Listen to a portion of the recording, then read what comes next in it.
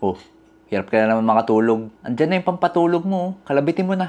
Tuwing natutulog tayo, naglalabas tayo ng tinatawag na prolactin. Yan po yung tumutulong para maging malalim at dire-diretso ang tulog natin. Pag tayo po ay sobrang stressed, kung tayo ay night shift worker, ang nangyayari po ay bumababa yung prolactin sa katawan natin. So ang tendency, hirap tayong makatulog, mababaw yung ating tulog o kaya naman putol-putol. So Dok, ano yung kailangan kong gawin para maging okay ang prolactin ko? Gaya ng sabi ko kanina, andyan na sa tabi mo, kalabitin mo na. Dahil pag naglalabing-labing tayo, ang nangyayari ay naturally tumataas ang prolactin sa katawan. So ang tendency, nakakatulog tayo ng mas mahimbing, mas tuloy-tuloy, at mas malalim. Actually, yan din po yung dahilan. Kaya after ng labing-labing, parang kalmado tayo, parang relax tayo, at inaantok. Pero syempre, kahit anong labing-labing ang gawin mo, pero lagi ka pa rin puyat, lagi kang umiinom ng kape, at lagi kang tutok sa mga K-dramang pinapanood mo, asahan mong hindi ka pa rin makakatulog sa mga susunod na gabi. So kung ayaw niyang pumayag sa mga kalabit mo, tag mo siya dito para alam niyang benefits.